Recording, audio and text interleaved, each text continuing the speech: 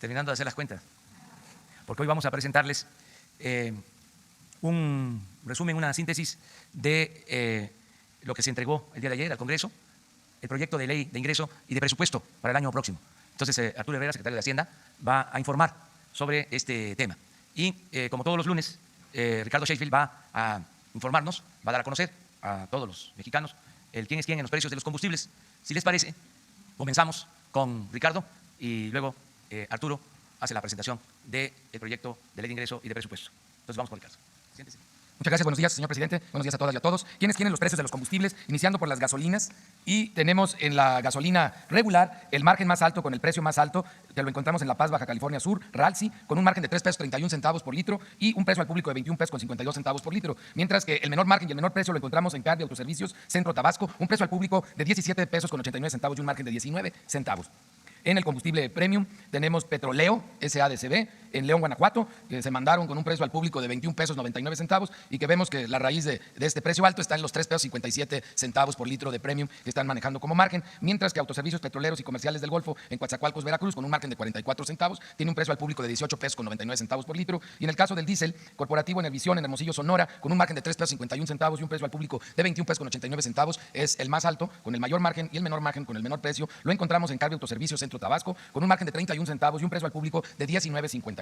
Pero luego lo vemos por marcas, y cuando lo vemos por marcas es interesante hacer el comparativo de la semana pasada, porque se dieron mucho los rumores en esta semana que está concluyendo que los precios de los combustibles habían subido, que por el IEPS no ha habido variaciones en los impuestos, no ha habido variaciones y lo pueden constatar en los precios. Aquí lo pueden ver ustedes por marcas, se ha mantenido Repsol, Orsan, Lagos y Total como los más económicos, mientras se han mantenido como los más caros o con el margen más alto Chevron, Redco, Arco y Shell.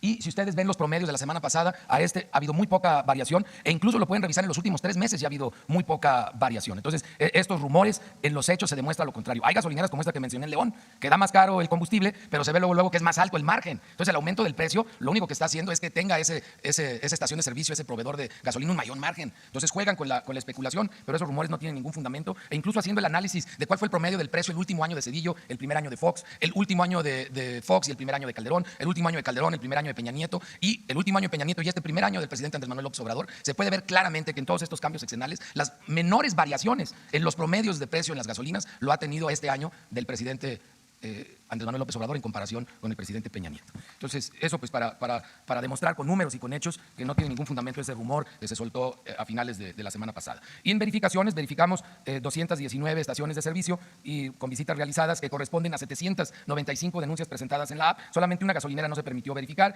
y 8 tuvieron problemas de no dar litros completos. Son 15 bombas que se inmovilizaron en la semana pasada. La que no se dejó verificar es de Matías Romero Avendaño, estado de Oaxaca, y la razón social es Roberto Ramírez Guzmán, que lo estamos ya guardando para un operativo especial en fecha próxima. 96.207 descargas, tanto en el sistema Android como en el iOS, con buenos comentarios y buena retroalimentación por parte de los usuarios. Y en la app, que no tomamos en cuenta el margen, porque eso es para darnos cuenta quién abusa con el tema del margen, sino nada más el precio final al público. Tenemos que la más económica en regular la encontramos en Coatzacoalcos, Veracruz, a 17 pesos 59 centavos por litro. La más cara en Talpa de Allende, Jalisco, a 21 pesos con 80 centavos por litro. En Premium, la más económica, 18.96 en Aguadulce, Veracruz, y la más cara, a 23 pesos con 9 centavos en Naucalpan, Estado de México. Para diésel, la más económica está en Coyuca de Benítez, Guerrero, y a 19 pesos con 23 centavos, y la más cara, 23 pesos con 14 centavos por litro en Churumuco, Michoacán. Si nos vamos al gas LP, ¿quién es quién en el gas para tanques estacionarios? Tenemos que el margen más alto es de 4 pesos con 78 centavos, con un precio al público de 11 pesos con 7 centavos por litro, y lo ofrece Grupo Centurión Combustibles en Zumpango, Estado de México, mientras que el más económico con el menor margen, un margen de 2 pesos 29 centavos por litro, lo tiene Central de Abastos Tehuacán, que varias veces a lo largo de este ejercicio de quién es quién en los precios ha salido como el más bajo, en Santiago, Mihuatlán, Puebla, con un precio al público de 6 pesos 76 centavos por litro. Y en el caso del gas LP en cilindros, tenemos el margen más alto, bastante mandado, de 10 pesos 96 centavos por kilo, que lo tiene en Cozumel, Quintana Roo, Gas del Caribe, con un precio al público de 20 pesos 56 centavos por kilo. Y en cilindros, el más económico lo encontramos en Gas Menjuc, Zacapu, Michoacán, con un margen de 5 pesos 49 centavos por kilo y un precio al público de 13 pesos con 74 centavos por kilo. Y en el caso de las verificaciones a las estaciones que expenden gas LP, verificamos 38 proveedores, 14 salieron con infracciones, 1 no se dejó verificar. De 223 básculas verificadas, inmovilizamos 11. De 19 vehículos verificados, inmovilizamos 7. De 42 autotanques verificados, inmovilizamos 3. De 25 lotes verificados de cilindros, encontramos que 51 tenían fallas, es el 4%, pero solo 31 fallas que ponen en riesgo al consumidor, que otra vez el porcentaje en esta semana es bastante bajo, del 2%. Muchas gracias. Sí, dígame. Arturo Gómez del Horizonte de Monterrey. ¿Sí se escucha? Sí, don Arturo, a sus órdenes. Arturo Gómez del Horizonte de Monterrey. Respecto a la demanda colectiva con la empresa gasera Naturgy, ¿cómo ve el proceso? ¿Nos podría explicar? Porque es de interés de los usuarios. ¿Si han recibido alguna modificación ya del proceso que se inició en julio, tengo entendido? El problema lo encontramos en el estado de Nuevo León, de Coahuila y aquí en la Ciudad de México con esta empresa de capital español que comercializa con la marca Naturgy, Gas Natural México. Esta empresa recibió la petición de parte de nosotros por dos temas. El primero es que no estuviera cobrando servicios que los clientes no le habían contratado. Entre ellos Hogar Consentido, que Dios guarde ser Hogar Consentido de Naturgy, porque te cobran entre 80 y 150 pesos, no sabes por qué, y ni siquiera lo pediste. Y el otro tema es que estaban estimando los consumos, todos los consumos, siempre con un 30% adicional al consumo real, y el ajuste lo hacían hasta el siguiente bimestre. Y en consecuencia, pues se jineteaban tu 30% que habías pagado, te cortaban el servicio. Estas dos prácticas las estaban haciendo porque el permiso con el que operaban se los permitía. Entonces hablamos con la CRE y afortunadamente hace casi un mes la CRE accedió a modificar el permiso para que en consecuencia se modifique el contrato de adhesión con el cual se vende el gas natural a los consumidores, principalmente en estos tres sitios. Adicional a ello, porque eso lo estamos peleando, obviamente no han querido acceder, tenemos una reunión el día de mañana con ellos, también iniciamos una acción colectiva.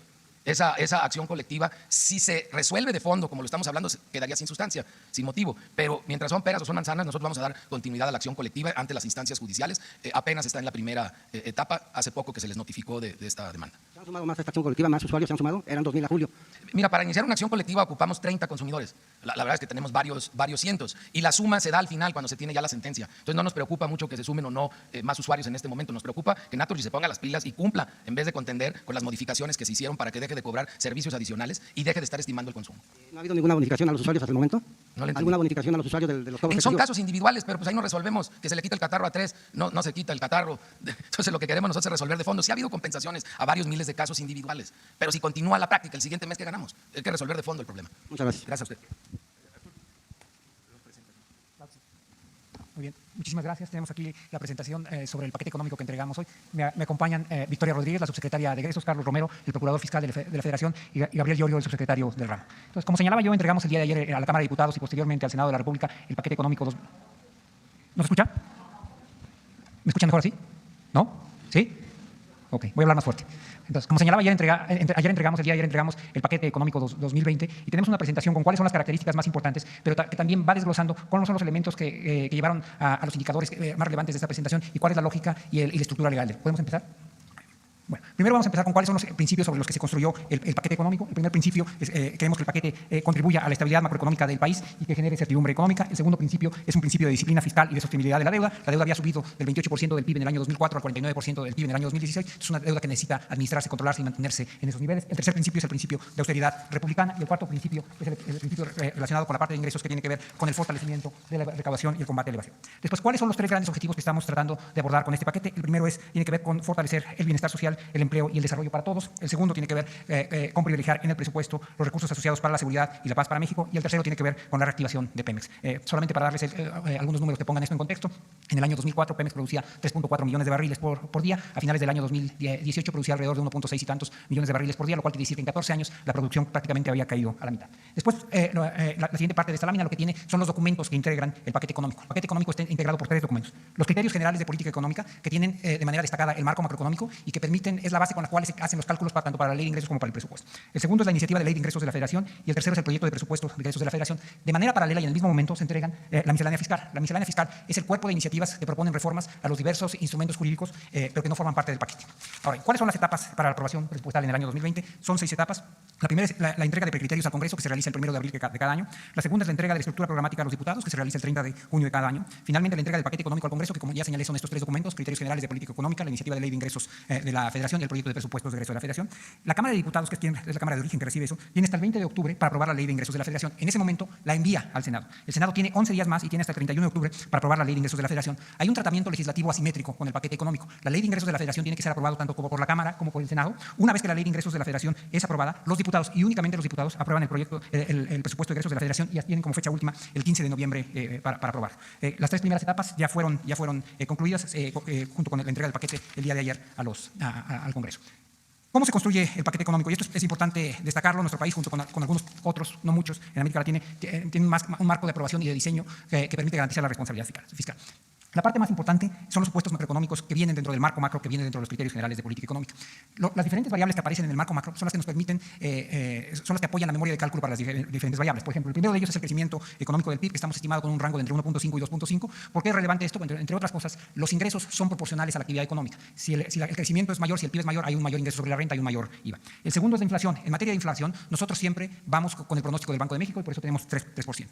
El cuarto y el quinto son el precio del petróleo y la producción de petróleo. El precio del petróleo resultó ser la variable más complicada de poder estimar de todo el marco macroeconómico. Hasta hace un mes, cuando teníamos prácticamente preparado el paquete, el precio del petróleo de la mezcla mexicana era de $55 por barril. Una vez que se incrementaron las tensiones comerciales entre Estados Unidos y China, el precio del petróleo llegó a caer hasta $47 por barril, y entonces decidimos ser muy prudentes y poner $49 por barril. Si ustedes checan el precio del petróleo hoy por la mañana, está en $57 por barril. Es decir, tuvo un incremento, ha tenido una volatilidad muy importante, de tal forma que esta es una variable conservadora, probablemente vamos a estar en rangos más altos. El tipo de cambio está en 19, estimado para el cierre del 2020 está en 19.9 y la tasa de interés en 7.4. Como ustedes saben, se entró ya en el ciclo de política modaticia por distintos bancos centrales a lo largo del mundo, incluyendo el Banco Central de México, que en su última reunión decidió bajar en 25 puntos base su tasa de referencia y bajarla de 8.25 a 8%. La siguiente lámina determina algo muy importante que está asociado con el diseño, aprobación y ejecución del presupuesto en México. Una vez que se tiene el marco macroeconómico, lo primero que se determina es cuál es la estructura de deuda sustentable a lo largo del tiempo, y eso nos ayuda a determinar cuál es el financiamiento, el endeudamiento neto. Entonces, ese es el primer punto que se determina. La variable de aquí que se desprende es el superávit primario que se propone. Esto es consistente con un superávit primario de 0.7 del PIB, que es lo que estamos nosotros proponiendo. Después, con las variables macroeconómicas que están en los criterios generales de política económica, se estima cuánto es lo que se va a recaudar, y esos son los ingresos presupuestarios. Y 1 y 2 nos dan el tamaño total de recursos de los que posee el sector público mexicano para distribuir, y es una vez que se determina eso, que se estima cuál va a ser el gasto total del sector público mexicano. Y esta es exactamente la secuencia con la que se aprueba en el Congreso. Primero se aprueba el lado derecho de esta gráfica, que sería la parte asociada a la Ley de Ingresos de la Federación, y una vez que ese monto ha sido determinado, se aprueba el presupuesto de ingresos de la Federación. Como decíamos, la primera variable que determina es el financiamiento, que está asociado al superávit primario.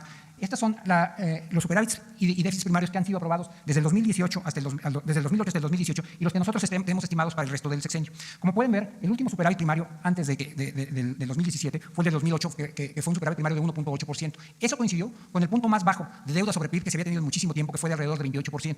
Después lo que vemos es el crecimiento de los déficits en el año 2009 y en el año 2010, que están asociados al periodo de la gran recesión, es decir, cuando hubo una caída muy importante de la actividad económica a nivel global, pero también en México. Pero esos déficits se siguieron operando hasta el año 2016, y estos están asociados con un incremento de la deuda que llegó a 49% del PIB. Es decir, si nosotros midiéramos la deuda en el 2008 y la midiéramos en el 2016, hay una diferencia de 20 puntos porcentuales, que son el equivalente hoy casi a 5 billones de pesos. Esta situación límite tuvo que empezarse a corregir desde el año 2017. Como pueden ver, hay un asterisco ahí, que la parte del 2017 y 2016 no cuenta los remanentes operativos del Banco de México. Y nosotros estamos profundizando en esta política de tener superávit primarios para controlar el crecimiento de la deuda. Es decir, primero la tenemos que estabilizar y luego la vamos a ir bajando poco a poco. En ese sentido, el superávit primario que estamos proponiendo para el año 2020 es de 0.7% del PIB. Eso, en aquella gráfica donde teníamos el financiamiento, es lo que determina ese primer punto. El segundo punto es el de la Ley de Ingresos. La siguiente lámina lo que nos dice cuáles son los lineamientos con los que nosotros construimos los estimados de recaudación que vamos a tener para el año 2020. El primero y el más importante es que se mantiene el compromiso de no crear impuestos o subir las tasas en términos reales de las existentes. El segundo es que se fortalece la recaudación a través de las medidas administrativas orientadas al combate a la evasión y ilusiones fiscales. La recaudación total de un país es la combinación de dos cosas: la política tributaria, que es la que nos determina qué podemos cobrar y cuáles son las tasas que están asociadas a ellas, y la eficiencia en la recaudación. Dicho de una forma, esto es lo que se determina dentro de la Subsecretaría de Ingresos, y lo otro es la eficiencia con la que cobra el SAT. Dado que tenemos un compromiso de no subir las tasas, lo que estamos enfocándonos ahora es, como se señala ahí, de dotar al SAT de herramientas efectivas para combatir prácticas ilegales y abusivas que deterioran la recaudación. Asimismo, se propone una serie de facilidades administrativas que generarán incentivos para un mayor cumplimiento voluntario de las personas y empresas en impuestos existentes como el IVA y ISR.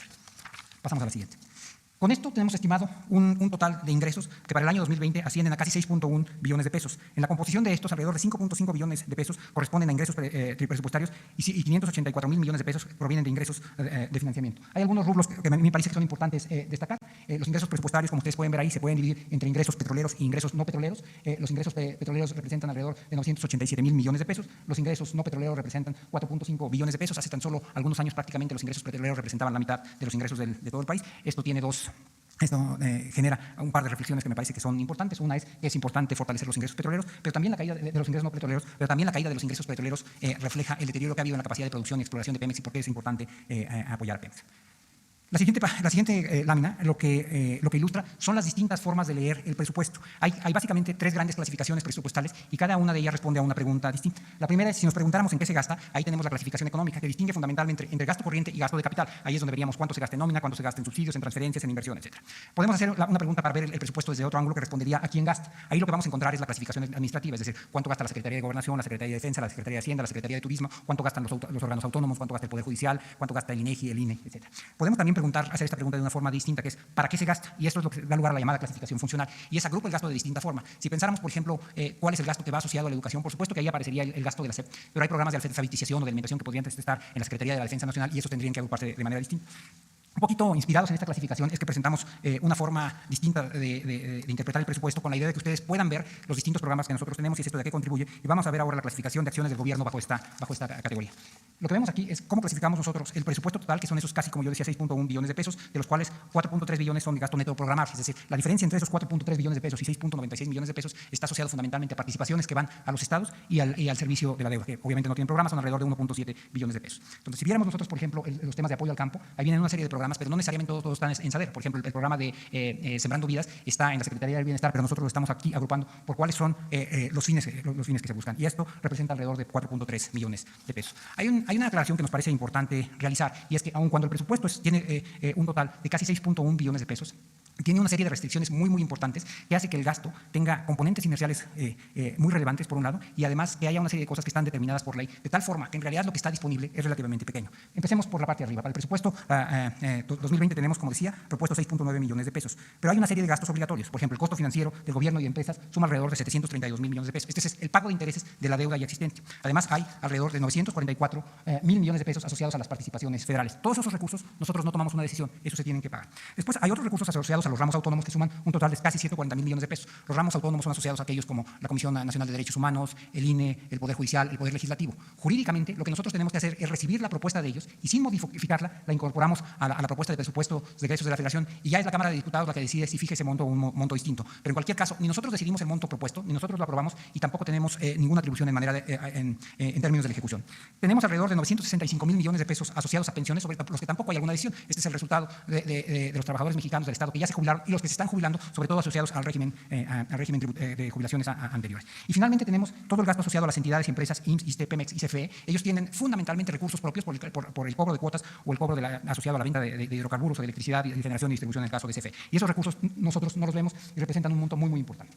Está el ramo 33, que tiene que ver con transferencias a las entidades y las aportaciones obligatorias a fideicomisos, prestaciones de seguridad. Una vez que quitamos todo esto, lo que sobra es la cifra que ven ahí, 1.1 billones de pesos. Esa cifra es solamente el 18% de todo el presupuesto. Es decir, el 82% de todo el presupuesto está más o menos fijo de una forma u otra, ya sea porque es para responder a obligaciones contraídas anteriormente, pueden ser obligaciones laborales como las pensiones, obligaciones financieras como el caso de los recursos destinados al pago del servicio de la deuda o porque son recursos que van ya sea a los órganos autónomos o a las entidades federativas. Y ese es el monto básicamente a través del cual el gobierno federal ejecuta sus diversos programas. Tenemos una serie de consideraciones finales, es una especie de cuadro resumen. Lo primero es ¿qué buscamos con el paquete económico? El paquete económico se construyó bajo los principios de austeridad, disciplina fiscal y eficiencia tributaria. Segundo, se presenta un presupuesto realista sin subestimaciones de los ingresos ni el gasto. Durante un periodo muy largo, los ingresos fueron subestimados de manera más o menos sistemática, de tal forma que siempre había ingresos excedentes al final del año. El tercero es que en la implementación se buscará una ejecución oportuna, en particular en un contexto de desaceleración global. Permítanme tomarme un minuto en este sentido. Estamos muy conscientes de que hay un proceso de desaceleración de la economía en diversas economías y también en la economía mexicana. Y eso requiere no solamente que hagamos una distribución adecuada del presupuesto, sino que nos aseguremos de que se esté gastando con oportunidad para que tenga un impacto en la economía lo más pronto posible. Estamos también tratando de ampliar la transparencia y el combate a la corrupción. Finalmente, lo que estamos tratando de hacer es refrendar el compromiso de no incrementar los impuestos existentes ni crear impuestos nuevos. En suma, el presupuesto 2020 se constituye en una plataforma para lograr el bienestar de todos y todas, privilegiando el gasto en bienestar, seguridad y el sector energético. Muchas gracias. Si les parece bien, tomamos 3 preguntas y después las respondemos. Empezamos aquí, allí y allá. Buenos días, presidente de México, servidor Carlos Pozos, reportero de Petróleo y Energía, señores secretarios, señores invitados y buenos días a los que nos ven y nos escuchan. Mi pregunta es esta, secretario. Una vez ya entregado formalmente este paquete, entiendo que tiene una iniciativa para modificar el Código Fiscal de la Federación a la Ley de Derechos y también una iniciativa a la Ley de Ingresos sobre hidrocarburos. ¿Nos podría explicar a detalle qué impacto y qué modificaciones son para los estados petroleros específicamente? También preguntarle, de estos 6.096 millones de pesos, ¿cuál es el monto destinado al pago de la deuda si esta ya se estabiliza? ¿En qué porcentaje es el monto que se destina al pago de la deuda? Y finalmente, quisiera preguntarle si los lineamientos de política de ingresos para el 2021 podrían ser modificados una vez que la ciudadanía haya constatado que no hay corrupción y que los dineros que se ingresan están siendo bien canalizados a programas y infraestructura y todo lo que requiere el gobierno. Mil gracias. ¿Tenemos otra pregunta por allá? Hola, buenos días. Pues básicamente me gustaría preguntar acerca de los recursos que se están destinando a Pemex. De este margen de maniobra que usted planteó ahorita de 1.17 billones de pesos, ese fue el margen para destinar los 86,000 millones de pesos para Pemex. ¿Y esto qué implicó en cuanto a recortes a sectores? O sea, no nada más a las dependencias económicas. ¿Cuánto implicó recortar a sectores como salud, educación o a qué sectores se le recortó? Y me gustaría preguntar al presidente, algunos consideran que está saliendo demasiado caro este capricho político de rescatar a Pemex en la manera en que se está haciendo, sobre todo porque se habla de combatir a la corrupción y en Pemex no se ha hecho una limpieza, sabiendo que también hay corrupción. Entonces, realmente hay una estrategia para hacer una reingeniería dentro de Pemex, tomando en cuenta que también las calificadoras consideran que los apoyos fiscales a Pemex no están siendo suficientes para rescatar a esta petrolera. Gracias. Por último, para este año se planteaban ahorros de 200,000 millones de pesos. Para el siguiente año, ¿cuánto van a ser el ahorro y si hubo recortes? Gracias. Muy bien. Había otra pregunta por acá. Si quieren, tomamos esa y respondemos esas tres. ¿Qué tal? Alberto Rodríguez, CP Noticias. Un par de preguntas. La primera sobre el crecimiento. El plan nacional de desarrollo habla de un crecimiento de 4% anual, pero según los criterios que ha establecido el paquete económico 2020, se va a crecer un máximo de 1.2 en 2019 y un máximo de 2.5 en 2020. Esto significaría que para llegar a la meta se tendría que crecer en los 4 años restantes un promedio de 5%, incluso un poquitito por encima de 5%. Quiero preguntar, ¿qué tan realista sigue siendo esta meta original del sexenio? Y, por otro lado, es una pregunta un poco aparte. El viernes pasado muchos medios de comunicación como que magnificaron la noticia sobre la desaparición del IEPS a la gasolina premium. Quisiera que nos explicara más o menos cuál es el impacto real de lo que sucedió el viernes y qué es lo que está sucediendo con los precios en esta semana. Gracias. Muchas gracias. Empiezo respondiendo esas. La primera y la segunda pregunta tenían referencias a Pemex, así es que si les parece bien, las respondo a ambas al mismo tiempo. Este paquete tiene un apoyo de alrededor de 86,000 millones de pesos a petróleos mexicanos. Este apoyo está dividido en dos partes. Hay un 46,000 millones de pesos de capitalización, es decir, presupuesto que está contemplado dentro del presupuesto de egreso de la Federación y que se va a transferir a Pemex, es decir, esa es la parte del apoyo que sale por la vía del gasto, y hay una parte del apoyo que sale por la vía del ingreso. Pemex es una empresa que ha estado sobregravada a lo largo del tiempo y esa es una de las razones por las cuales no ha estado invirtiendo y hemos visto una caída a lo largo de los años. Entonces, lo que estamos haciendo, estamos flexibilizando el régimen tributario de Pemex y en particular hay una caída en el DUC que representa alrededor de 40,000 millones de pesos. Entonces, en total, 86,000 millones de pesos. Esa fue la pregunta que nos hacían por allá. Esos no están en los 1.1 billones, el 18%. Ese ya es el resultado. Eso ya está contemplando ambas cosas. El total de los apoyos a Pemex son un poco más de un 1% del presupuesto total. En la medida en que nosotros estemos invirtiendo en Pemex, tendremos una empresa que es mucho más eficiente, pero también eventualmente vamos a tener más recursos. Por ejemplo, la caída que había tenido hasta menos de 1.7 millones de barriles por día, Pemex logró a lo largo de los últimos meses, primero, ya parar la caída, estabilizar la producción y empezarla a incrementarse. Entonces, contrariamente a lo que sugería la pregunta, en realidad es un muy buen negocio, porque como podrás ver en los criterios generales de política económica, hay más de casi 200,000 barriles adicionales. Nada más multiplica 200,000 por alrededor de $50, 200,000 por día, por $50, por 365 días y vas a ver que es un muy buen negocio. Difiero yo del hecho de que no se esté parando la corrupción en Pemex y algunas otras medidas. El hecho más evidente es el que está relacionado con el huachicol. Eso le está dando ya a Pemex ingresos que antes se perdían por alrededor de 30,000 millones de pesos. Había una pregunta asociada al total del servicio de la deuda. El total del servicio de la deuda para este año es no el servicio de la deuda, el pago de intereses de la deuda va a ser alrededor de 728,000 millones de pesos. Y el pago de intereses está ya acotado y es el resultado de dos cosas. Una, que se ha estabilizado el crecimiento de la deuda y que dado el ciclo económico y las políticas prevalecientes, tanto fiscal como monetaria, han empezado a caer las tasas de interés. En la pregunta también se hacía referencia que si había habido recortes a salud y educación. Salud y educación no tienen ningún tipo de recorte, tienen incrementos marginales en su presupuesto. Sí hay algunas dependencias que están sufriendo algunas disminuciones. La Presidencia de la República es una de ellas y la Secretaría de Hacienda tiene una reducción de casi el 10%. Como todos los presupuestos, esto implica reacomodos. Por ejemplo, es muy claro dónde están nuestras prioridades. Nuestras prioridades es apoyar los programas de bienestar que tienen garantizado que puedan continuar en las mismas condiciones que habían venido realizando el año pasado. El segundo es el presupuesto asociado a seguridad y hay un presupuesto para la Guardia Nacional de 56,000 millones de pesos. El presupuesto de la Guardia Nacional se encuentra en tres áreas distintas, en la Secretaría de Seguridad y en la Secretaría de Defensa y de Marina. Y por último, la serie de apoyos destinados a reactivar a Pemex. Finalmente, a Alberto, ¿verdad? Alberto hacía una referencia al crecimiento y la tasa de crecimiento promedio. La economía de México y la de cualquier país tiene dos características muy claras. Una, en general, tiene un crecimiento a lo largo del tiempo, pero este crecimiento no es homogéneo, es un crecimiento ondulante, lo cual quiere decir que tenemos periodos de expansión y periodos en donde hay desaceleración. La forma más fácil de verlo, el ejemplo más ilustrativo, es en el crecimiento, en el periodo, por ejemplo, del presidente Cedillo. Empezó con una caída de 6.5% y acabó con un crecimiento que era del casi el 5%. Entonces, tiene estos periodos de expansión. La parte importante que tiene que ver con el crecimiento de largo plazo tiene que ver con la media. Esa media ha estado en alrededor de 2% 2.4% desde 1993. Eso es lo que tenemos que cambiar. Y hay una serie de políticas que nosotros estamos empezando a operar en ello. Hay políticas de largo plazo, por ejemplo, asociadas a los programas de bienestar que permiten aumentar el capital humano, o todas las políticas de inversión en el sur del país, que es la parte del país que menos crece. Pero hay también otro tipo de políticas que explican por qué el país no ha venido creciendo. Una, tenemos una tasa de inversión pública relativamente baja, y eso estamos cambiando, y en particular con la inversión en el sector energético. Segundo, tenemos un sector financiero relativamente delgado. México es un país donde un número importante de las transacciones se liquida en efectivo. Eso lo estamos cambiando, y ya pusimos una serie de decretos y hay una serie de iniciativas que están por aprobarse en la Cámara de Diputados, que están cambiando el régimen de inversión de las AFORES, quién puede abrir cuentas bancarias, en algún decreto estamos apoyando la salida de empresas a bolsa, etc. Hay un cuarto más que tiene que ver con la recaudación. Nosotros tenemos una recaudación de solamente el 13% del PIB. En la miscelánea fiscal van instrumentos muy importantes para que pueda recaudar más el SAT, asociado a una serie de iniciativas que ya están en el Congreso. Una, la que va a prohibir las condonaciones, y otra que va dirigida a las empresas fantasmas y la facturación falsa. Creo que esas eran las preguntas que había.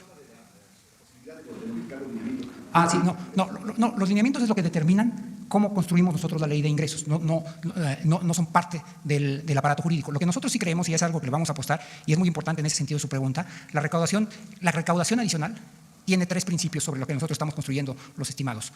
Uno, dotar de instrumentos al SAT que antes no tenía. Segundo, mejorar operativamente al SAT en su funcionamiento interno. Y el tercero, el que usted señalaba, en la medida que nosotros podamos disminuir y mitigar los riesgos de corrupción en el país, pero además ser muchísimo más transparente en si dónde va el destino de los recursos del gasto, los mexicanos se sentirán cada vez más cómodos en que sus impuestos se están traduciendo en bienes y servicios específicos. A ver si quieren una pregunta ahí, otra allá y una aquí. Buenos días. Pedro Hernández, del periódico Ángel Metropolitano y El Día. Secretario, ¿qué van a hacer con las empresas transnacionales que evaden impuestos? Muy bien. Había otra ahí, inmediatamente detrás de ti.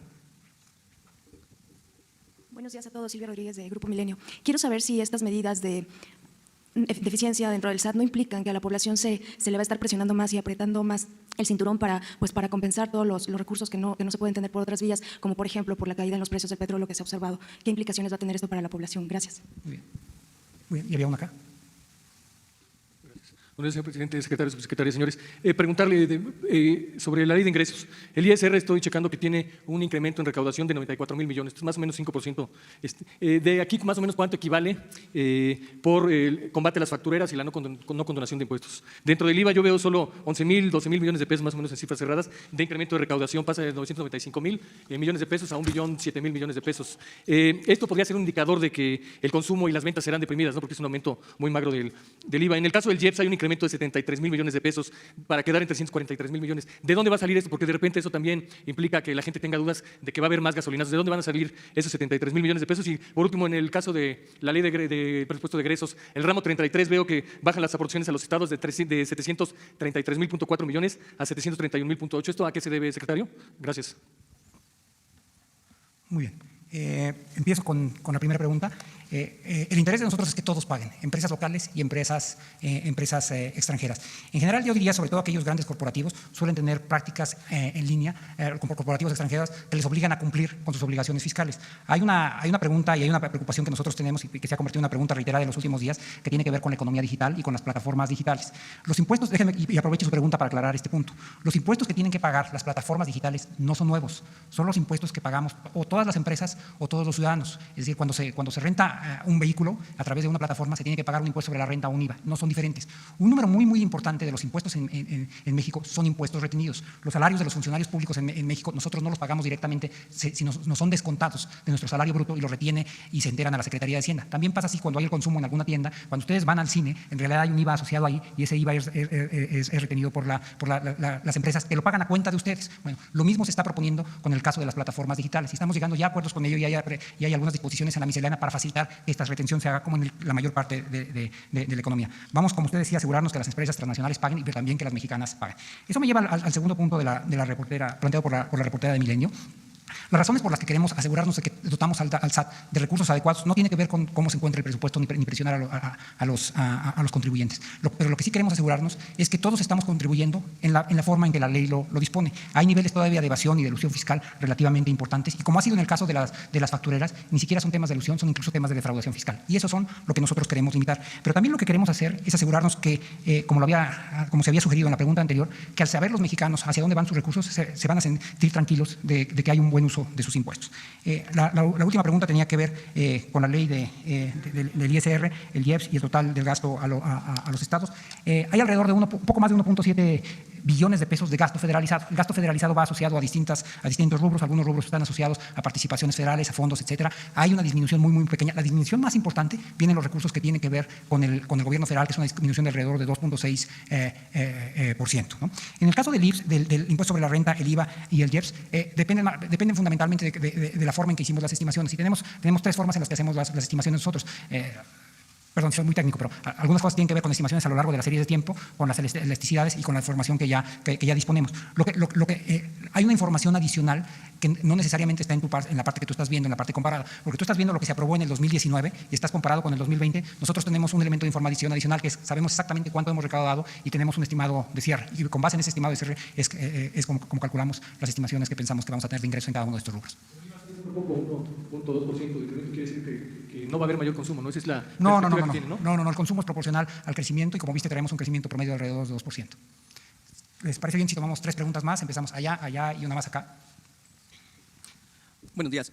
A mí me gustaría saber, la parte del crecimiento, se habla de que se va a haber un programa especial para impulsar el crecimiento y la productividad en las empresas. ¿Eso de qué se va a tratar y cómo se va a beneficiar? Porque ahorita las proyecciones que nosotros estamos viendo son crecimientos que de alguna manera no están muy creíbles para los analistas y estaban diciendo que Hacienda estaba presentando cifras que presentaban una realidad. Muy bien, había otra pregunta ya y una más por acá. Muchas gracias, secretario Stephanie Ochoa de ADN 40. Saber, si me puede responder el presidente, ante este contexto internacional, ¿cuál es el factor que será necesario para alcanzar el crecimiento de hasta el 2.5%? Y también saber si con este presupuesto se garantiza que no se baje la deuda tanto para Pemex como la soberana. Gracias. Sí, aquí alguna pregunta. Ofreció en tiempos de campaña que a través del combate a la corrupción se podrían recaudar 900.000 millones de pesos anuales. ¿Cómo se ha avanzado en ese sentido? ¿Qué hay respecto a las reglas de operación que también causan parálisis y subejercicio en la administración pública? Y finalmente, ¿cuál es la política de Hacienda frente a las demandas de los alcaldes y gobernadores para crear un nuevo pacto, un nuevo federalismo hacendario, señor secretario? Muy bien. Si quieren empiezo con un par de las preguntas que hacían referencia a los temas de crecimiento.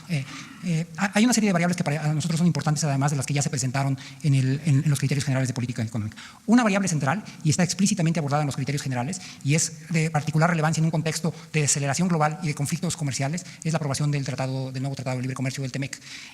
Los conflictos comerciales han tenido efectos negativos en todas las economías y también en la nuestra, pero también ha generado oportunidades. México se convirtió, y no lo era desde el 2003, ya en el principal socio comercial de Estados Unidos. Nosotros estamos previendo que los conflictos comerciales, y en eso coinciden con la mayor parte de los analistas, son un asunto más de fondo y de largo plazo y no algo que se va a resolver en los próximos meses, lo cual quiere decir que va a tener que haber una reconfiguración de las cadenas internacionales de valor. Uno de los posibles destinos en esa reconfiguración es México, al ser el país vecino de Estados Unidos. Ya lo estamos viendo, pero para que se manifieste de manera más fuerte, lo que necesitamos es que el Tratado de Libre Comercio sea aprobado. México ya hizo su parte, el tratado fue firmado el último día de noviembre del año pasado y fue ratificado ya por el Senado de Estados Unidos. Nosotros estamos dándole seguimiento a todo el proceso de manera puntual. Yo he hablado tanto con mis pares de Canadá como de Estados Unidos. Mi par canadiense está seguro de que ellos tienen los votos para ratificarlo en cualquier momento. Y ya hemos estado recibiendo a lo largo de las últimas semanas diversas delegaciones del Congreso de Estados Unidos que están pidiendo información de eso. No es algo hecho, pero nos sentimos muy optimistas de que puede ser firmado en los próximos meses. Y eso sí pondría en una trayectoria distinta a México. Ese es uno de los primeros temas por los cuales presentamos una tasa de crecimiento de este tamaño. Hay un tema adicional que tiene que ver con qué podemos hacer nosotros en el ciclo para asegurarnos que hay un avance mayor de la economía. Una de las cosas que nosotros hemos anunciado, y de hecho yo lo mencioné ayer cuando presenté el paquete en la Cámara de Diputados, es que estamos preparando un paquete de alrededor de 100.000 millones de pesos de gasto del 2020 que vamos a licitar ahora. Es decir, nosotros no podemos empezar a gastar, ni a pagar, ni a recibir bienes, sino después del 1 de enero del 2020. Pero no hay nada que nos prohíba ir adelantando esas licitaciones, porque ya sabemos que hay un mínimo de ciertos rubros en los que vamos a ir gastando. ¿Qué es lo que está buscando eso? Si nosotros licitáramos una actividad A y en octubre hay algún contratista que tiene un contrato para empezar a proveer ese bien o servicio a partir del 1 de enero del 2020, nosotros no vamos a gastar sino hasta el año que entra, pero ese contratista sí va a estar contratando trabajadores, va a estar comprando maquinaria y equipo, va a estar buscando créditos financieros, etcétera. Entonces, lo que esto se va a traducir es que vamos a estar buscando que el presupuesto del 2020 tenga un impacto económico ya desde el 2019. Me parece que esa era la misma pregunta de la gente de ADN 40. Había una pregunta más con relación al combate a la deuda. ¿A la calificación? ¿El presupuesto garantizará que no se baje la calificación para Pemex y también para la deuda soberana? Bueno, no es nada más el presupuesto, ¿no? La calificación de la deuda tiene que ver con una serie de características. Una es el tamaño de la deuda, y claramente la estamos acotando. Dos, con el perfil de la deuda, es decir, si tienes al mismo tamaño de deuda, si tienes vencimientos muy cercanos, eso pone en riesgo. Y nosotros hemos venido, sobre todo en el caso de la deuda soberana, haciendo unas operaciones de manejo de pasivos que han sido muy exitosas. Te recuerdo algunas de ellas. Emitimos en enero un bono de alrededor de $2.000 millones en el mercado de Nueva York. después emitimos en el mes de marzo, si mal no recuerdo, 2.5 millones de euros, después emitimos en el mercado Samurai, en el mercado japonés, alrededor del equivalente a 1.5 mil millones de dólares. Fue la semana pasada que hicimos esta operación de canje por alrededor, si mal no recuerdo, 65 mil millones de pesos, donde cambiamos alrededor de 50 y tantos mil millones de pesos que se nos vencían en el 2020 por plazos muchísimo mayores. Por el lado de Pemex, como ya decía, tiene además que ver la parte de dónde vienen sus ingresos. Sus ingresos dependen de si están produciendo o no petróleo. La caída que había en la producción ya fue frenada, ya se estabilizó y ya empezó a crecer. Y seguimos trabajando con ellos en ver cómo podemos mejorar el perfil de la deuda de Pemex. Y la última pregunta tenía que ver... que plantean alcaldes, y si a través de sus demandas a la Secretaría de Gobernación, como ocurrió hace 15 días, Hacienda estaría en condición de flexibilizar su postura draconiana frente a demandas de alcaldes y gobernadores, porque ellos consideran que es inequitativo la entrega de recursos a municipios. Bueno, yo no sé si es inequitativo o no. La entrega para estados y municipios es por ley, ni siquiera lo determinamos nosotros. Esto está en la ley de coordinación fiscal. La ley de coordinación fiscal determina cuál es el monto que existe para distribuir y las reglas. De hecho, si usted revisa la ley de coordinación fiscal, tiene fórmulas matemáticas precisas. No hay discrecionalidad de Hacienda en ese sentido. Lo que sí había discrecionalidad antes era en el llamado ramo 23, donde había distribuciones a las entidades y a algunos municipios que podían ser asociadas a negociaciones de carácter político, a las coyunturas específicas. Eso no existe.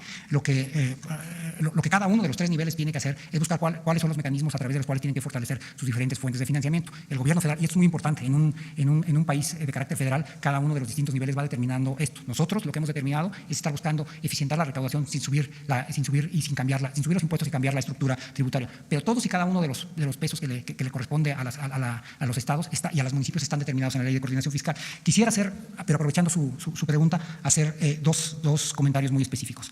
El gasto del gobierno federal no es un gasto en abstracto. Alguna vez escuché yo a un economista decir que el presupuesto sigue la ley de la gravitación universal, cae en algún lugar preciso. Entonces, aunque es un gasto federal, está en los estados, está en Campeche, está en Nuevo León, está en Jalisco, está en Tamaulipas. No es un gasto que se realice en la Ciudad de México. Se está realizando en estados y en municipios específicos. Y un esfuerzo que vamos a hacer justo para tratar de transparentar esto es explicar aún el gasto federal dónde está cayendo en cada una de las entidades. Al margen de eso, sí hay un compromiso que es más o menos público del presidente con los gobernadores de apoyarles en algunas obras específicas que los propios gobernadores están determinando. Algunas son obras carreteras, otras son de agua, etcétera. Y esas, por supuesto, nosotros vamos a ver cómo las metemos en el presupuesto. Hacemos un par de preguntas más. Creo que aquí y allá, porque tengo un sesgo a la izquierda. Buenos días. Shaila Rosagel, corresponsal del Grupo Gili, El Imparcial de Sonora, La Crónica y Frontera de Tijuana. Ahorita usted concluyó hablando sobre las obras o megaproyectos. En junio recordamos que se anunció que se estaba trabajando con los gobernadores para apoyar determinados proyectos en los estados, en cada entidad, ¿no? ¿Cuáles son las obras más trascendentes que le presentaron los gobernadores y en específico qué proyectos se consideraron de Sonora y Baja California? No sé si lo traiga usted o el presidente. De acuerdo al informado, seguridad está entre los rubros prioritarios en el presupuesto del año próximo. ¿Cuál es el monto total que se propone y en qué renglones más importantes se destinará? Ahorita hablaba de la Guardia Nacional. ¿Cuál es el compromiso, o sea, respecto a este recurso para seguridad? ¿Cuál es el compromiso en concreto de resultados, o sea, para dar resultados en este tema?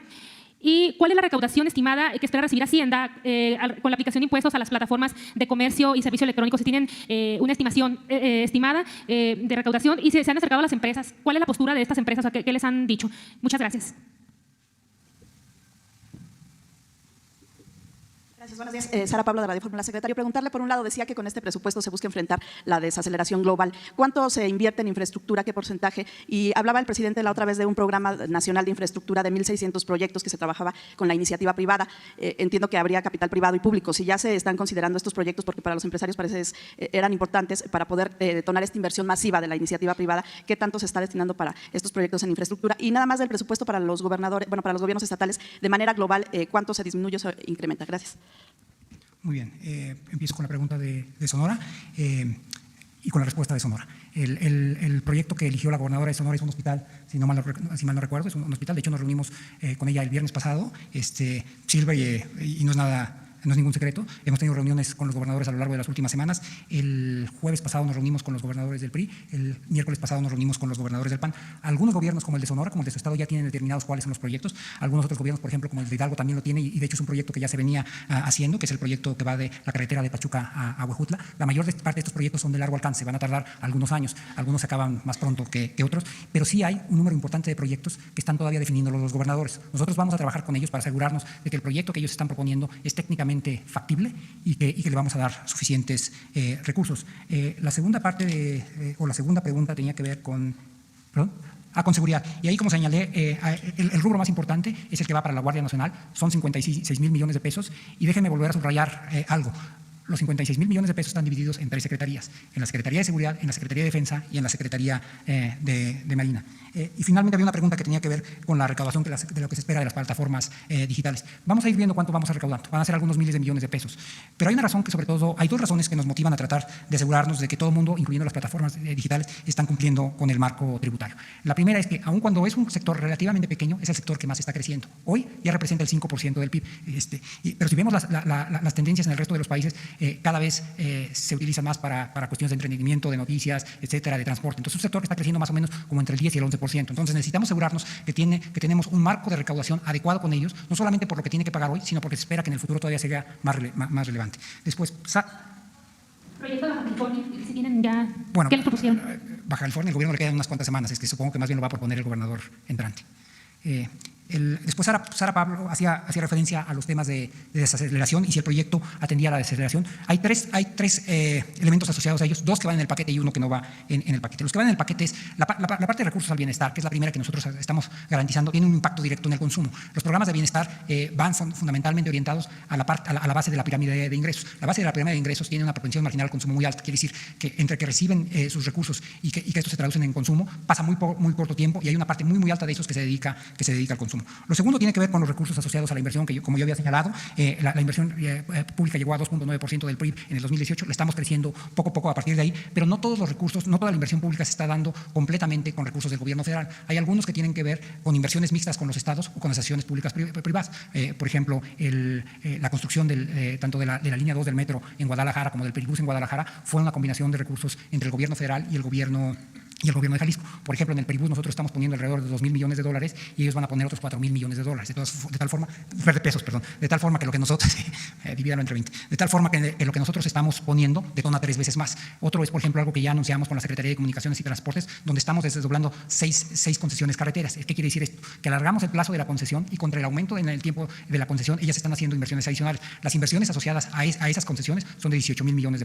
Hay un paquete por separado que no está asociado con el presupuesto, que tiene que ver con cómo dinamizar la economía a través de la banca de desarrollo. Por ejemplo, anunciamos hace algunas semanas y vamos a especificar en estos días cómo se va a implementar 1.2 millones de créditos adicionales de Fonacot. Fonacot, como ustedes saben, es un banco que está fundamentalmente destinado a financiar el consumo de los trabajadores, pero es un banco que ya es relativamente pequeño. No teníamos tantos recursos en Fonacot, pero teníamos recursos en el Banco de Bienestar, y el Banco de Bienestar le va a dar una línea de crédito al Fonacot para que pueda hacer esto. Con esto, no sé, Jesús, si te parece, o si hay alguna de estas preguntas que, ¿no? Hacemos tres más, ahora, 2 en la derecha y 1 en la izquierda para un balance ideológico aquí. Sí, buenos días. Yo prefiero tiempo.com y Puente Libre MX. México tiene un peso fuerte frente al dólar. La proyección es 19.9 a fin del siguiente año. Sin embargo, varios consideran que el peso está amarrado, que hay factores reales como que el gobierno norteamericano no le conviene una devaluación del peso porque se incrementa su déficit comercial con México y serían presiones económicas para nuestro país. 2, que el pago de la deuda externa mexicana, privada y pública, es en dólares y también presiona. 3, que el Banco Mundial y el FMI apuntalan el peso con líneas de crédito por más de $100,000 millones, lo que implica también otra presión. Además, la libre flotación del peso en el mercado monetario local es muy modesta, no influye mucho. Y cuando existe presión, el Banco de México quema reservas. Un peso fuerte ante el extranjero baja la competitividad económica en la realidad diaria, sobre todo en la frontera norte. Y esto el gobierno mexicano lo reconoce expresamente. Tan es así que desde hace varios años tiene programas compensatorios en esta zona, entre otras. Ahorita el IVA a la mitad de precio, reducción del ICR al 20%, gasolinas, gas más baratos, zonas de excepción fiscal. Las principales economías como Estados Unidos, China, Japón, Rusia hacen lo posible por tener una moneda propia, competitiva y barata hacia el exterior. La pregunta concreta es, ¿qué tanto está amarrado el peso para que no se devalúe? Y si hay alguna intención de armonizar esta distorsión entre la economía de la frontera norte y el resto del país. Sí. ¿Qué tal? Buen día, secretario. Daniel Escobar, corresponsal de Tiempo TV. Había un tema pendiente precisamente en Coahuila, el tema, y ahora que hablaba de algunos proyectos que hay en algunas entidades y dijo que se había reunido con algunos gobernadores del PRI, hay un tema pendiente que es la construcción del Metrobús entre Coahuila y Durango. Ya se había dicho desde el gobierno federal que había quedado cancelado el proyecto. Sin embargo, en la Cámara de Diputados, Ramírez Cuellar, presidente de la Comisión de Presupuesto, había dicho que como tal todavía no estaba cancelado y que incluso se habrían en todo caso contemplado algo de presupuesto. Preguntarle si en efecto se tiene pensado o se tiene pendiente este presupuesto o no, de plano quedó cancelado, nada más para disipar la duda. Gracias. Muy bien. Muy bien, tomamos una aquí y respondo esas 3. Muchas gracias. Buenos días. Tengo una pregunta para el secretario y para el presidente, si es posible. Para el secretario, apostar a que Pemex suba la producción 18% en un año, algo que no ha logrado desde 1982, no es recargar el presupuesto en un pilar riesgoso. Después de todo, Pemex lleva más de 15 años prognosticando aumentar su producción sin lograr en ningún año completo ese meta. para el presidente, la proyección del presupuesto muestra que México no va a crecer a 4% en su sexenio, tal como había proyectado como meta. ¿Qué le falta? ¿Por qué no se puede crecer a ese ritmo? ¿Qué es lo que falta a la economía para que eso suceda? Muy bien, empiezo con la pregunta del tipo de cambio. Primero, nosotros no tenemos un tipo de cambio controlado, nosotros tenemos claramente un tipo de cambio flexible. Segundo, la mayor parte de nuestra deuda no está en dólares, la mayor parte de nuestra deuda está en pesos, un poquito menos del 80% y solamente el 20% de nuestra deuda está en dólares. Tercero, la deuda no solamente no está en pesos, no solamente no está en dólares, sino que tanto la deuda que está en pesos como en dólares, en el 80% está a tasa fija, de tal forma que los riesgos de tipo de cambio y de tasa de interés están extraordinariamente acotados. No fue así en los 80s y no fue así en el año 95, pero esto ha venido cambiando de manera radical desde ese tiempo. Y segundo, ni el Banco Mundial ni el Fondo Monetario son nuestros principales acreedores. Si era así en los 80, si era así en el 95, las principales fueron... Con el Fondo Monetario tenemos una línea de crédito flexible que no hemos ocupado. Es nada más como un seguro de vida, pero la tenemos firmada, pero no la ocupamos. Y el Banco Mundial y el BID, que son los organismos internacionales, tienen un monto pequeñito de la deuda adicional que nosotros tenemos. La mayor parte del financiamiento que hacemos lo hacemos en pesos en los mercados locales, es M-bonos, CETES, etcétera, o las emisiones que yo hice referencias en los mercados de Nueva York, de Europa y de yenes. Es un perfil de deuda y un manejo completamente distinto al de los 80s y al de los 90. Si quieres te digo un poco cómo venía. A finales de los 70s y hacia los 82, la mayor parte de la deuda era en dólares y era bancaria, es decir, se tenía con bancos comerciales. Después, hacia el 95, la deuda sí era en bonos, pero estaba fundamentalmente en dólares, estaba a tasas flexibles y era de corto plazo. La deuda hoy que tenemos es fundamentalmente en los mercados de bonos aquí y en los mercados de bonos internacionales, es fundamentalmente en pesos y está a tasas fijas. Lo que sí influye fue su primera aseveración, que es, curiosamente, aún cuando Estados Unidos, a través de su ejecutivo, se ha venido quejando del tratamiento comercial, en la medida en que las tensiones comerciales o incluso las declaraciones se han venido endureciendo, lo que esto se traduce es lo que en términos técnicos en inglés llaman un flight to quality, es decir, los fondos se van a los bonos de alta calidad. Esos bonos fundamentalmente son los del gobierno de Estados Unidos a nivel internacional, y lo que hace es fortalece al dólar. La última declaración que hubo con relación a los temas de los conflictos internacionales de Estados Unidos con China a principios de agosto se tradujo en que el peso pasara de un nivel de 19 pesos por dólar a inicios de agosto a 19.7, pero tiene que ver incluso estas cosas con contexto internacional más que con una intervención de las autoridades financieras mexicanas. En el tema de la pregunta de Coahuila, que fue pero la distorsión no me parece que tiene que ver con eso, me parece que tiene que ver con las integraciones locales. Es decir, la economía de Tijuana está muchísimo más ligada a la economía de San Diego y la economía de Ciudad Juárez está muchísimo más ligada a la economía del Paso, y al revés también, la economía de San Diego y del Paso con la de Tijuana y de Ciudad Juárez. Y para todos los efectos prácticos están enfrentando precios que tienen que empezarse a parecerse. Esa es la gran distinción que existe entre las grandes ciudades de frontera y el resto del país. Paso ahora con la pregunta que tiene que ver con Coahuila. Primero, el Metrobús sí se está construyendo. El Metrobús pasa de ambos lados en la zona de la laguna. La parte que se está construyendo y está casi terminada es la parte de Coahuila. La parte que va, si no mal no recuerdo, de Matamoros hasta Torreón, que es prácticamente una línea recta. Tiene que cruzar el río Nazas y del otro lado, ya no recuerdo si es Lerdo, me parece, o Gómez Palacio. Esa es la parte que se tiene que construir. Y había una propuesta del apoyo del presidente al gobierno de Durango para construirla. Pero lo que hubo una petición de la ciudadanía en que primero se atendieran los problemas de agua y después los del Metrobús. Una vez que se resuelvan los temas de agua, el tema del Metrobús va a poder ser considerado. Y los recursos que iban a ir originalmente para esa parte no estaban en el presupuesto, eran recursos del Fonadín. Así es que ni antes ni ahora los va a encontrar el presupuesto porque no estaban en ese momento ahí. Bueno, dependerá si el tema del agua es resuelto y si los ciudadanos, que son los que pidieron que los recursos se privilegiaran en el agua, consideran o no que es una prioridad la inversión en el Metrobús. Eso es algo que tendrá que decir los gobiernos de esas regiones y los ciudadanos de esas regiones. Y la pregunta que tenía que ver con Pemex, si es distinta de la trayectoria que ha tenido y lo que hemos visto en los últimos, yo diría, 15 años. Sí es distinto, claramente es distinto. Lo que ya fue distinto, por ejemplo, veníamos viendo una caída de la plataforma de producción altísima. Tuvimos una caída de 3.4 millones de barriles por día a 2.4 entre 2004 y 2012. En esos 12 años, una caída de 1 millón de barriles, que equivale más o menos como entre 1.1 y 1.2 millones entre 100 y 120 mil barriles por año. Después, entre 2012 e inicios del 2018, es decir, en 5 años, no estoy hablando del sexenio completo, hubo una caída de 2.4 a 1.9 barriles por día, alrededor de 100,000 barriles por día, 100,000 barriles por cada año que se estaban perdiendo. Pero entre el 1 de enero del 2018 y el 31 de diciembre del 2018, es decir, en 11 meses de la administración anterior y en un mes de la administración de nosotros, cayó casi 300,000 barriles. El presidente, que es más correcto que yo, corta siempre en el 30 de noviembre y ahí fueron 200,000 y tantos barriles, pero si tomamos el año completo son casi 300,000 barriles, de tal forma que estabas viendo una caída muy importante y que se estaba acelerando a lo largo del 2018. Eso primero ya se paró, se estabilizó y empezó a haber un aumento de la producción. Ahora, ¿por qué podemos esperar cosas distintas? Son por 3 razones. Primero, ya se paró esa tendencia. Segundo, está incrementando los recursos. Tercero, le estamos poniendo recursos. Como yo señalé con respecto a la primera pregunta, le estamos poniendo 86,000 millones de pesos nada más este año. Pero algo que es muy importante es que hay un cambio importante en la estrategia de producción y exploración de Pemex. Pemex ha dejado de privilegiar la producción y la exploración y la producción lo pondría en orden en aguas profundas para estar privilegiando la producción y la exploración en aguas someras y en tierra. Y esa es la razón por la cual se ha venido estabilizando la producción. La exploración en aguas profundas es importante, pero la exploración y la producción en aguas profundas tiene un ciclo muy específico. Se tarda más o menos 7 años en la exploración, 3 años en desarrollo y a partir del 10º o 11º año se empieza a ver la producción. Así es que darle la vuelta a Pemex, aun cuando eso es muy importante y aun cuando seguramente lo vamos a hacer, esos recursos y esas inversiones generarían empleo y producción y actividad, pero no generarían ni una sola gota de petróleo. Eso es muy importante que se haga y estoy seguro que Pemex lo tiene en sus planes, pero no generaría recursos ni en esta administración ni en la que sigue. Es muy importante hacerlo porque hay que garantizar los recursos hacia el largo plazo. Estas son las 3 características que explican de manera importante por qué nosotros estamos confiados en que Pemex va a aumentar su producción. Ahora, asociado a ello sí viene un esfuerzo de nosotros. No es sencillo dedicarle 86,000 millones de pesos, más los que ya les dedicamos este año. Hemos estado usando fuentes diferentes, le hemos estado dando recursos por el lado del gasto y también hemos estado dándole un tratamiento tributario diferente. Tenemos otra vía que no viene en el presupuesto, que es Pemex tiene algunos campos que son rentables para el Estado mexicano, pero no son rentables para Pemex. ¿Qué quiere decir con eso? Quiere decir que si Pemex los explotara, pagaría más de impuestos a nosotros de lo que ellos recibirían de ingresos. Y lo que ha venido haciendo Pemex entonces es no explotarlos, están cerrados. Y sobre un campo que está cerrado nosotros no recibimos ingresos. El acuerdo que ya tenemos con Pemex es cambiar esos campos, migrarlos, que es el término técnico, a un tratamiento diferenciado de tal forma que puedan producir de forma rentable para ellos y entonces nosotros también recibimos algún ingreso. Cada 7 años, como dijo usted, de aguas profundas, tal vez dar un poco más chance a los privados. Bueno, es que hablan de que no hay mucha producción, pero si son 7 años en esperar que realmente hay producción, dar ese chance a los privados o de dar más subastas a los privados, ¿podría también ayudar en llegar a esa meta para el año que entra? ¿Para el año qué? Para el 2020.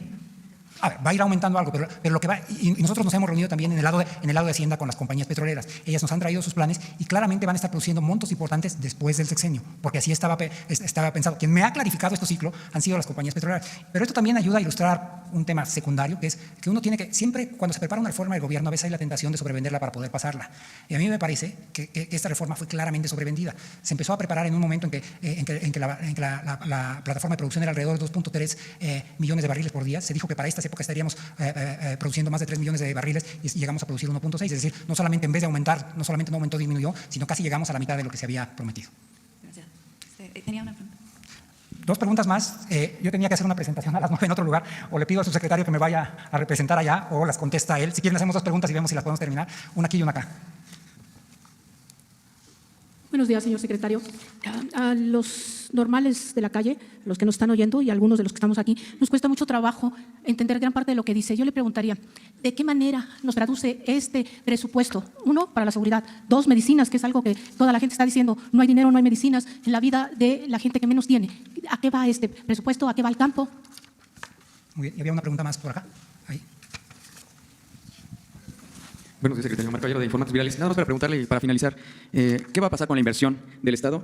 La inversión, no el gasto, del porcentaje del PIB que está proponiendo y cuál va a ser la verdadera aplicación, ya que ahora mismo, hasta el momento, estos son solo subejercicios. Sí. Bueno, empiezo con la primera pregunta. Yo creo que es una pregunta muy importante y central. Nuestro país, como yo he señalado, es un país de ingresos medios, es un país de hecho de ingresos medios altos, pero es un país de grandes contrastes. A pesar de que somos un país de ingresos medios, prácticamente la mitad de la población vive por abajo de la línea de pobreza. Los contrastes regionales son brutales. El PIB per cápita de la Ciudad de México, que es la medida más importante de bienestar, es casi 7 veces el PIB per cápita de Chiapas. De las 32 entidades federativas, hay 31 cuyo PIB per cápita a diversos niveles ha venido creciendo en los últimos 28 años. Hay solo una entidad en cuyo PIB per cápita no ha venido creciendo, es decir, que hoy los ciudadanos de esa entidad viven en condiciones más difíciles que a mediados de los 90. Esa entidad es Chiapas. O sea, no solamente tenemos un país de grandes contrastes, sino que los estados pobres o están estancados o incluso se han vuelto más pobres. Y por eso yo le diría, hay 2 cosas que nosotros estamos haciendo. Primero, una parte muy importante de las inversiones se están yendo al sur del país. Y segundo, hay montos muy importantes a los sectores más desfavorecidos. Y voy a mencionar solamente 3 o 4 casi al azar. El programa de pensiones para adultos mayores tiene más de 126,000 millones de pesos programados para el año 2020. El programa de pensión para personas discapacitadas tiene casi 12,000 millones de pesos. Las becas de educación superior tiene 7,000 millones de pesos. El programa de Sembrando Vidas, que está fundamentalmente orientado a las zonas rurales campesinas del sur del país, tiene 25,000 millones de pesos. Así es que yo diría que a aquellas personas que, como usted dice, están en una situación más difícil, ¿qué les podemos decir en concreto? Que estos beneficios, muchos de los cuales ya les están llegando, estamos comprometidos a que sigan llegando para allá y que además estamos haciendo inversiones adicionales en esa zona del país. La otra pregunta era... Sí, las medicinas ha sido un tema muy controvertido en el que yo ya muy a mi pesar ya también me metí. Tuve una conversación muy interesante hace un par de semanas con un diputado de un partido de oposición y él me dijo, ¿por qué no visitan los hospitales de manera aleatoria? Y me pareció muy buena sugerencia. Y entonces empecé a mandar a personal de la Secretaría de Hacienda para ver si había medicinas o no. Y en la mayor parte de los casos, incluso tomaron algunas fotografías, hay medicinas. Lo que sí me va a corresponder y es mi responsabilidad, y yo tengo en este cargo, pues hoy cumplo 2 meses, mi cumpleaños, como secretario de Hacienda, es asegurarme, dado que la oficialía mayor ya me reporta, asegurarme que las licitaciones salen a tiempo y que hay una provisión adecuada de ellas. La pregunta aquí tenía que ver con los subejercicios. Si tú ves el informe trimestral del asociado al segundo trimestre de finanzas públicas, vas a ver que la mayor parte de los niveles de ejercicio estaban en niveles del 50 o el 40% a 6 meses. Y eso indica que si llegara a haber niveles de subejercicio son mínimos, porque el gasto no se aplica de manera homogénea a lo largo de los meses. Te doy un ejemplo. En el mes de diciembre se paga el salario de diciembre, pero también se paga el aguinaldo. De tal forma que si tuvieras la nómina, no se paga un doceavo, sino que está cargada hacia diciembre. Y lo mismo pasa con el gasto de inversión. Tú empiezas haciendo licitaciones, asignando contratos y después los pagos se hacen hacia el segundo semestre del año. Así es que yo no coincido con ello. Yo creo que más bien lo que estamos preocupados es asegurarnos que estamos saliendo en línea y con nuestros objetivos. Muchísimas gracias. Voy a salir corriendo al... Me espera, pues no que se vaya él. No, espérense, ¿no? Esto es más importante. Miren, es muy importante el dar a conocer cómo se presenta la ley de ingresos y el presupuesto para el año próximo. Yo quiero transmitir un mensaje a todos los mexicanos. Decirles que vamos muy bien, que afortunadamente vamos a seguir garantizando el bienestar del pueblo. Y esto es posible porque nos está resultando la fórmula de acabar con la corrupción y de hacer un gobierno austero. De manera muy clara, no se permite la corrupción. Y esto ha significado ahorros muy importantes. El presupuesto rinde más. Cuando hay corrupción, si se hace una obra que cuesta 100 millones, la cobran en 300 o en 500. O hay muchísimos ejemplos. Les dan los anticipos y se quedan con el anticipo y no hacen la obra. O no entregan lo que supuestamente vendieron. Entonces, vamos bien, porque ya no se va el dinero del presupuesto como era antes por el caño de la corrupción. Y vamos bien porque ya no hay lujos en el gobierno. No hay sueldos de 700,000 pesos mensuales. Y ya no tiene el presidente una guardia de 8,000 elementos del Estado Mayor Presidencial. Imagínense cuánto significa esto de ahorros. Vamos bien porque ya los funcionarios públicos no viajan sin ton ni son al extranjero. Ya no hay avión presidencial. Ya no se utilizan aviones, helicópteros para el traslado de funcionarios. Usaban los aviones hasta para ir de compras y los helicópteros hasta para ir a jugar golf. Ya no hay las pensiones millonarias a los expresidentes. Ya no se destinan 6,000 millones de pesos para la atención médica a los altos funcionarios públicos. Ya no hay cajas de ahorro especial para los altos funcionarios públicos. Hay un gobierno austero, porque no puede haber gobierno rico con pueblo pobre. Esta es la principal fuente de financiamiento del presupuesto, el combate a la corrupción y hacer un gobierno austero. Esto no se aplicaba antes, no está en el llamado paradigma neoliberal. Es más, si ustedes buscan en los discursos en todo el periodo neoliberal, en 36 años, van a encontrar muy pocas veces utilizada, repetida, la palabra corrupción. Todo lo que aparecía en el discurso tenía que ver con políticas públicas y con reformas estructurales y la agenda dictada desde el extranjero, que no obedecía a nuestra realidad.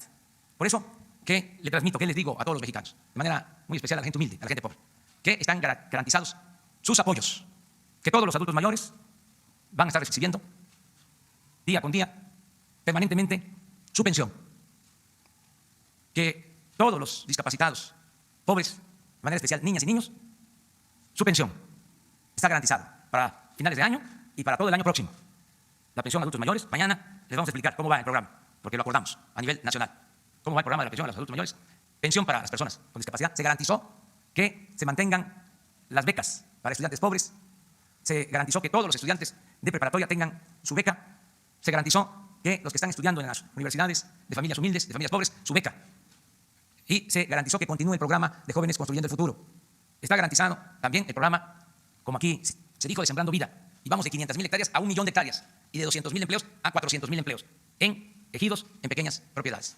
Está garantizado también el que lleguen los apoyos a los productores de manera directa, lo que era el Procampo y que ahora es Producción para el Bienestar. Están garantizadas las tandas para el bienestar. Está garantizado el que no falten las medicinas, los médicos, el que se reparen y se terminen de construir centros de salud, hospitales. Está garantizado, y es un compromiso, iniciar el programa de basificación de todos los trabajadores de la salud. Para ser precisos, el presupuesto real para la Secretaría de Salud, para el sector salud, aumenta 40,000 millones de pesos. Está garantizado que no va a aumentar la deuda pública.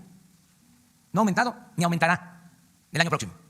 Está garantizado que no aumentan los impuestos en términos reales. No han aumentado en este año ni en el que viene. Está garantizado que no van a aumentar los precios de las gasolinas, del diésel, del gas y de la luz este año y el próximo, en términos reales. Está garantizado que vamos a mantener una política económica procurando no gastar más de lo que ingresa a la hacienda pública. Es decir, no van a haber faltantes, no va a haber déficit. Y esto nos permite que se mantenga estable el peso. En este año es de las monedas que más se han fortalecido, a pesar de la falta de entendimiento entre el gobierno de Estados Unidos y el de China. Vamos también a rescatar a Pemex. Ya empezamos. Ya se logró estabilizar la producción petrolera, lo que no se había logrado en 14 años. Ya se logró en 9 meses. En 14 años, de manera permanente, caía la producción de petróleo. Así nos dejaron la situación en Pemex de disminución permanente, constante en la producción. Se estabilizó y ya empezamos a crecer en producción. Nada más para que no se olvide, porque hay mucha amnesia. Y aquí abro un paréntesis para decir que todavía estoy esperando que ofrezcan disculpas los que llevaron a cabo y apoyaron la llamada reforma energética engañando de que iba a aumentar la producción de petróleo. Y fue al revés, lo contrario. Se cayó la producción y no solo eso, aumentó a los consumidores el precio de los combustibles. Un rotundo fracaso. Nada más para recordarlo. Cierro el paréntesis. El año pasado, yo, que trato de ser lo más objetivo posible, doy a conocer que se cayó 200.000 barriles diarios la producción petrolera, solo el año pasado. Entonces, a los que les parece que no vamos a poder, les digo, si se cayó 200.000 barriles diarios el año pasado la producción, ¿por qué nosotros, si estamos actuando con eficiencia, si no hay corrupción, si se está invirtiendo más en Pemex, no vamos a levantar el año próximo la producción en 200.000 barriles? ¿Saben qué hacían? Como lo único que les importaba eran los contratos y la corrupción, y esto nunca lo vieron las calificadoras. La mitad de la inversión en Pemex la destinaban al norte y a las aguas profundas. Y el petróleo está en tierra y en aguas someras, y es donde cuesta menos extraerlo. Pero eran las empresas contratistas y las tranzas lo que prevalecía.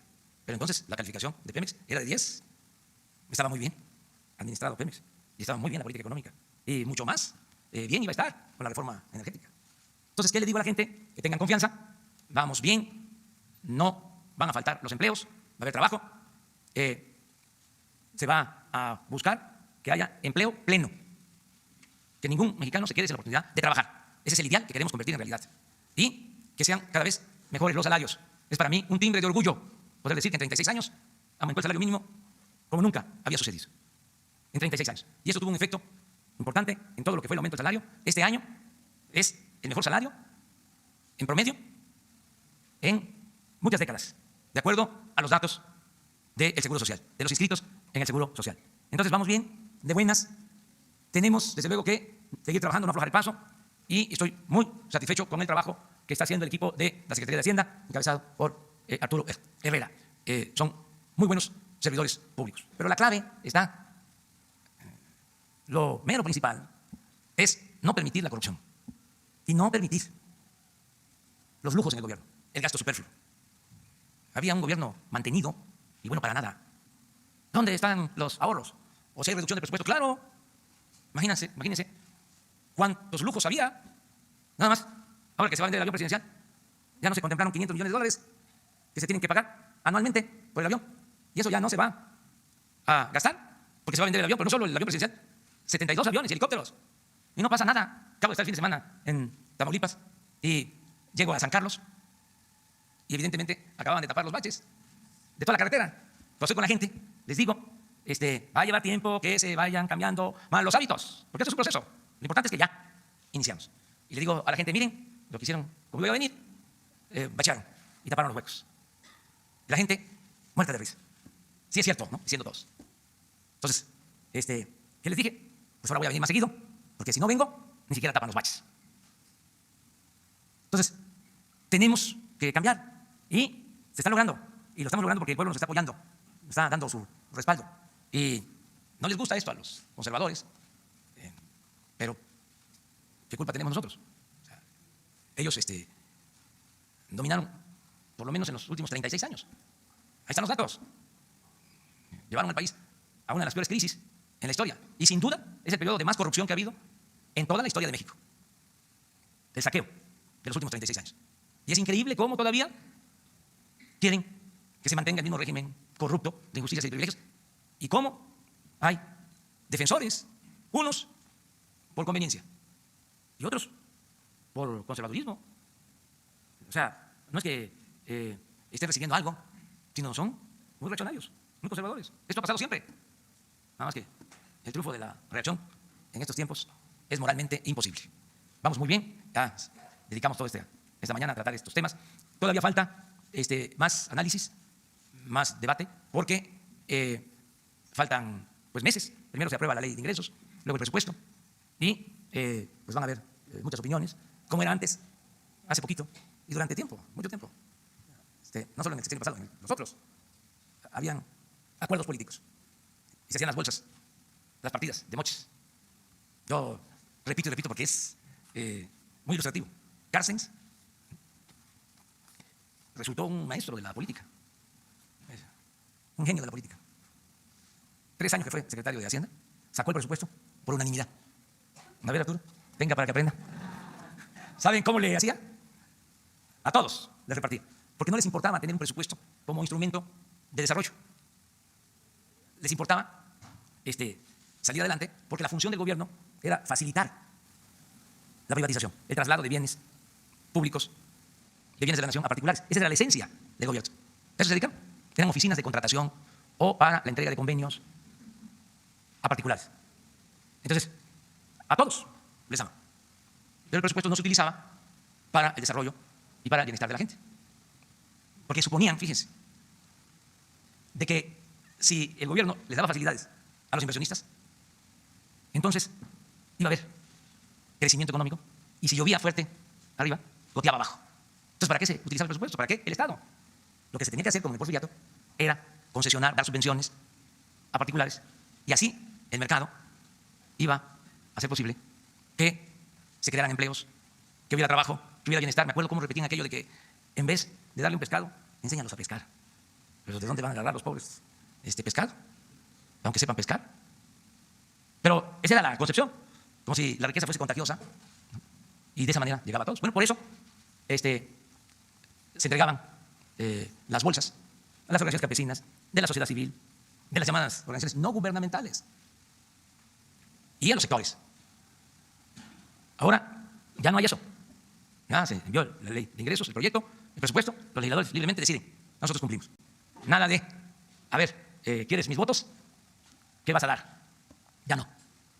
Ya no queremos que la Cámara de Diputados sea un tianguis. Ya que cada quien decida. Y garantizar lo más importante, que le llegue el presupuesto a la gente. La verdad que quisiéramos que les llegara más, pero tenemos gastos que no se pueden eliminar. Imagínense el pago de servicio de deuda. Duele muchísimo. ¿Cuánto están estimando? 700.000 millones. Solo para el pago de intereses de la deuda. A ver cómo me explican los expertos esto. Si en los últimos tiempos, en el periodo neoliberal, se recibieron miles de millones de dólares por la venta de petróleo al extranjero, cuando estaban los precios del petróleo a $100. ¿Dónde quedó todo ese dinero? ¿Por qué creció tanto la deuda si tuvieron ingresos extraordinarios como nunca en la historia de la producción petrolera? Imagínense, $100 por barril. Y al mismo tiempo creció la deuda. Ya nada más para recordar, porque si no nos olvidamos, Fox la dejó en 1.7 billones. Calderón la aumentó a 5.2, más del 200%. Peña la dejó en 10 billones. Entonces, ¿cuál es la diferencia? Que en términos reales no aumenta la deuda en este año y en el que viene. Y estamos haciendo un gran esfuerzo para lograr esto. Por eso la clave está en acabar con la corrupción, porque era muchísimo el saqueo. Más de lo que nos podemos imaginar. Todavía me encuentro a veces opiniones, bueno, no solo opiniones, amparos, de los que querían que se construyera el aeropuerto en Texcoco, aunque se hundiera. Nada más imagínense, tenían estimado 300.000 millones. Si nos iba, o si se comportaba como el tren de Toluca, que empezó en 30.000, iba a costar 90.000, pues quiere decir que el aeropuerto de 300.000 iba a pasar a 900.000. Pero como íbamos a cuidar que eso no sucediera, pues de todas maneras, por compromisos, una obra de 300.000 millones, ¿cuánto nos va a costar?